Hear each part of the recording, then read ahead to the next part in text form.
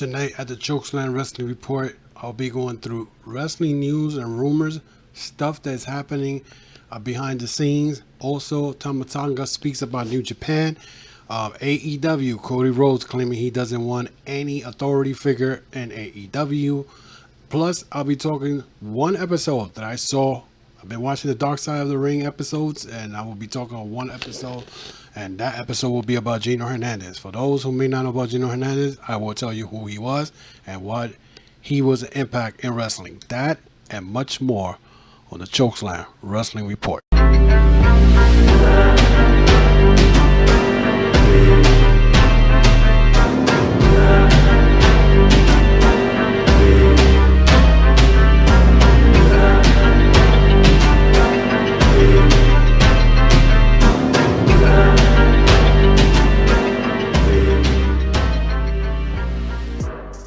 And welcome back, guys. This is a episode I'm doing right now is really for my audio podcast, but I'm doing a video for my Chokeslam Wrestling Report group in Facebook.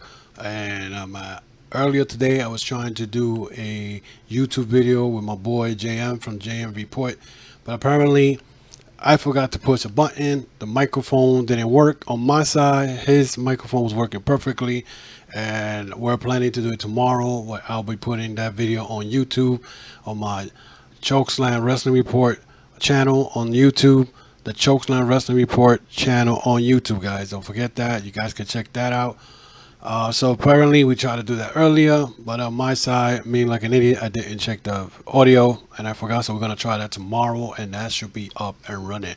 So I'm here just to get wrestling news. Let's put it that way. I'm doing this special for my Chokeslam Wrestling group, but this is also going to go to my audio podcast for the week, which I usually do. But first, we're going to talk about what Cody Rhodes said. He does not want a AEW authority figure. Now, what he means about that, he's not going to do what WWE does. WWE usually had Steven Regal. They had the who was it? Vicky Guerrero. They used to have authority all the time. It's Stephanie McMahon and Triple H. They're not gonna do that because they say that wrestling fans are smarter than the people, especially the people behind the scene of wrestling, think they are. They're really smart. They're not stupid. They know who owns the company, who makes the rules, who are the ones that pushes the envelope. So they at first they were this rumor around that Taz was going to be the authority figure, but you see Taz is not the authority figure. Taz is more like an analyst. He's used for AEW Dark for commentary. I think he's great. I mean, a full man commentary, it's kind of big when you think about it. But everybody at AEW, as far as commentary is concerned, they're pretty good. I mean, Jericho's doing a great job for the tape editions of AEW with his commentary. He's hilarious. He got me laughing every week with his commentary. But as you see, Cody Rhodes already said he is not going to put an authority figure in there. Jimmy Uso. The Uso brothers just came back after them being suspended for the drinking and driving, getting busted with the well, I think one of them got busted for drinking and driving. And now Jimmy Uso is going to be out 6 to 9 weeks. Oh, I don't know. Bullcrap. 6 to 9 months he's going to be out with a knee injury. So that is not good at all. He is definitely going to be in some type of, rehab for a while. So I don't know what's going to happen with Brother Jay. I gave an idea to my boy JM today when we were trying to do this video was not successful on my part. Maybe Jay could be, I think he's the one married to Naomi. Naomi has not been seen in WWE since WrestleMania 36. So now there's word that she might come back to wrestle. Who knows when she's going to be back on TV. But I say, well, you know what? If Jay's going to be by himself, he needs to wrestle. I mean, they're not going to put him on the sidelines and just ignore him. Why not put him in a situation where he he could, he could be go run for a singles title for the, I don't know, Intercontinental title, and then SmackDown, so he could go for the Intercontinental title. Banner loves Sami Zayn right now is in hot water supposedly because behind the scenes because he's getting annoying everybody. He's the Intercontinental champion. He hasn't been seen in SmackDown in God knows how long, but who knows that could happen. Never know that could happen, and you know, he could take the title for single run until his brother gets better. I don't see why it cannot happen. There's opportunities right there, and it's up to WWE. And right now, WWE's on that. I don't care. I don't give a rat's ass about anything. That's Vince McMahon's attitude as of late. So he doesn't care what you fans want to see. He doesn't care about anything, nothing at all. So that'll be something to see what's going to happen if they're even going to use them, because now I think they're going to be taping them again all over. So we will see when the weeks come. So now, Marty Scurll, he was interviewed by Ring of Honor podcast, and he claims that if him being the world champion for Ring of Honor is best for the company, they'll do it. And he explained that because he says that he knows that a lot of people may be like, oh, what the hell, he jumped in the line. Well, and he was not a jobber at the time. He was on top. He was one of the top wrestlers in the company before he resigned with them. So he knows that everything has to be by creative. And there's a lot of storylines that has to be finished because it never got finished because of the CV. And so they had to lock down everything. There were a lot of shows that were going to come through that he was going to put his hands on them. And now they got to wait till everything goes back to normal. Now, guys, remember, Ring of Honor was so horrible last year. I think they even had a fallout a little bit with New Japan after the G1 Supercard Madison Square Garden when Enzo and Kaz jumped over the barricades in Madison Square Garden to do some type of like a shoot with the Briscoes and Bubba Ray Dudley. And it was Ring of Honor's plan to do that to get clout, and it backfired, and Ring of Honor was pissed off because they did it in a four-way tag team match that included the Guerrillas of Destiny. Who else? I think it was the Briscoes also. They had I forgot who else was in there. I think PCO and Brody King and two guys from Evil and Sonata. When that happened, that messed up a lot of relationship with them. Next thing you know, NWA was no longer working with them anymore. So Marty Scurll right now being involved in this, being the booker, helps Ring of Honor. And I still say to this day, they're gonna draw. As a matter of fact, they're gonna bring that bridge down, and they're gonna work with AEW. I see it happening. Working with AEW. He said, why not? It could be done. It's just a matter of timing. I mean, I could see it happening, So that's something to look forward to. So also Marty Scurll said, what was the other thing he said I got here? He wants something big to happen on every Ring of Honor show. Does not want a B show. And you don't need a B show. Ring of Honor doesn't need a B show because a lot of the wrestlers, they're not known like they're supposed to right now, because they had a lot of new guys in there when I started watching them again in January, and they had a lot of guys I never saw of. And the fact that Ring of Honor has Marty doing the booker, he even said that he has worked with a lot of wrestling talent outside of Ring of Honor that Ring of Honor don't know about. So he wants to bring big stars. He wants to be the collective of big stars in Ring of Honor, which, I mean, that's a big thing you do. I mean, you got Roosh in there, who's a big star no matter what. Kenny King, part of the La Facciona, they Gobernables or whatever they calling themselves now. Dragon Lee's in there. You got Brody King. You got PCO. You got a good set of talent, but you still got a lot of young guys. Matt Tavis in there. Vinny Marcelli. Never know. Mike Kanellis may come back also. Mike Kanellis might come back to Ring of Honor and may shock everybody.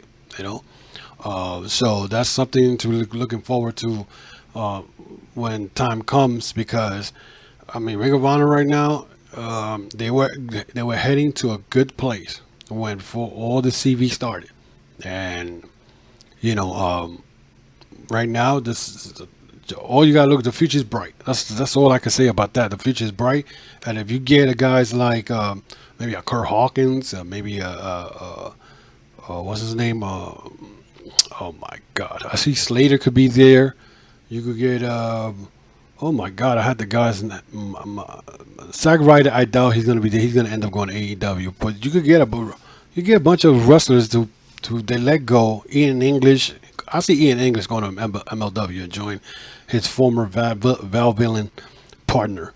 So that could happen. MLW, everybody forgets about MLW. MLW could pick up a lot of these wrestlers they gotta let go. So especially the NXT guys. Cassius Ono, I know he's going back to Japan, so that I don't see that happening. Him coming to Ring of Honor, but who knows? But we'll see what happens.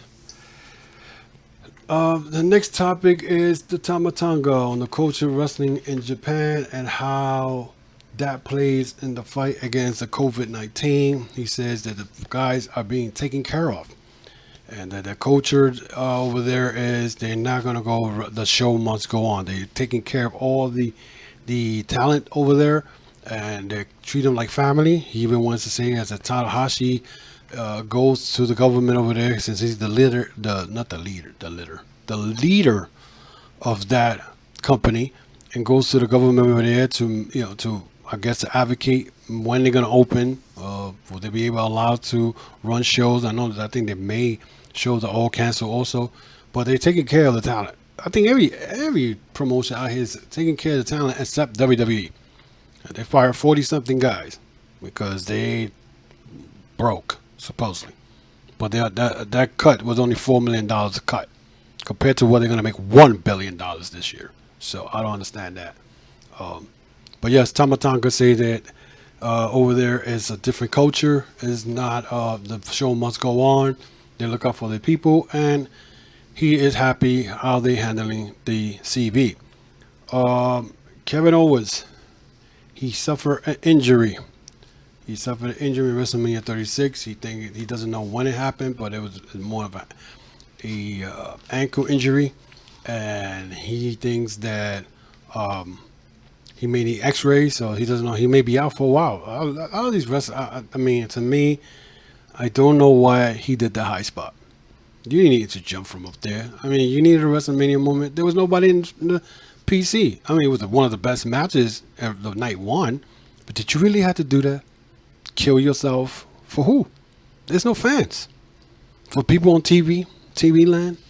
I mean, I questioned that. I'm like, dude, you not did bad and went through the ropes. I mean, and now you hurt, but Seth Rollins is still. Well, Seth Rollins, I think Seth Rollins got hurt too. He hasn't wrestled. He's attacked Drew McIntyre a couple of times, or one time, but he may be hurt, but he hasn't wrestled, you know. But we're always hurt now. Again, you got now Uso hurt. Now you got Kevin Owens hurt. Who else is going to be hurt? You know what I'm saying? And now they've been using all these development talent to claim development talent. Austin Theory is a badass. Edgar Garza is a badass. Andrade is a badass. But WWE claim, development talent. Just bull crap to me. The way I see it. You know. The state of Oklahoma is planning to try to vie for pro wrestling to bring fans. They're talking about bringing in a 25% capacity, which I don't know how they're going to do that. If you bring in 25% capacity, you're going to move people 6 feet away. It's still, you are stuck in one arena. And you better hope that the ventilators and everything else is there working, because you're not only putting the wrestling fans in jeopardy, you're also putting the wrestlers in jeopardy. So unless they're going to wear masks while they're watching a wrestling match, it could work. Also, Florida is talking about bringing back wrestling, which, I mean, I don't know why they're talking about bringing back wrestling. Wrestling's been brought back because they gave WWE Essential titles. So unless you let AEW go back to Jacksonville and pretty much, how do they say that? Record live, which they say they are going to record live, but I don't know if they're going to record live from QT Marshall's gym in Georgia, or they're going to do it from Florida. Daly's place, we don't know. But the fact that these Florida and Oklahoma are talking about bringing fans back, y'all playing with fire. That's still, to me, I think they're playing with fire. You gotta wait for all these testing, and I don't want to get political. I don't want to bring stuff up, but you have to go with the data instead of putting, because you need money, you want to put wrestlers in jeopardy. You know what I'm saying? Especially these independent wrestlers right now who are really starving for money, trying to feed their family, and you're gonna make them travel from state to state to wrestle in front of 25 people or 10 people. You know, it's to me, it's dangerous. That's just my opinion. I mean, me as a person who used to do poetry back in the day, they say it doesn't matter if you perform in front of 6 people to 100 people. I guess the wrestlers are the same way. They don't care. But it's something to look forward to. I mean, I don't know what they're gonna do, but we'll see. We will see. The Dark Side of the Ring. I seen already I seen most of the episode. I'm on point with most of the episode. Well, the episodes that I have not talking about, I want to bring that every week. I want to talk about the Gino Hernandez match. I mean, Gino Hernandez Dark Side of the Ring. That episode was very emotional because when I first started in 1983 with watching, well, not watching, 'cause I was already watching wrestling. When I started collecting wrestling magazines, Gino Hernandez was one of the guys that I first learned from, and that's how I learned about Tully Blanchard, because Tully Blanchard and Gino Hernandez were in Southwest Wrestling, and they were the Texas Tag Team Champion. During that one of those matches, Gino Hernandez turned on Tully Blanchard. Gino Hernandez was very close friends with promoter Paul Bosch in Houston, so he was real big. He lived a lifestyle of, like, Scarface, like you could say. He dressed well, very good looking guy, whatever. Teamed up with Chris Adams in World Class Wrestling. A great wrestler. The guy was like 27, 28 years old when he passed away, when they found him dead in his apartment. Most people think that he got killed because he was dealing with bad people.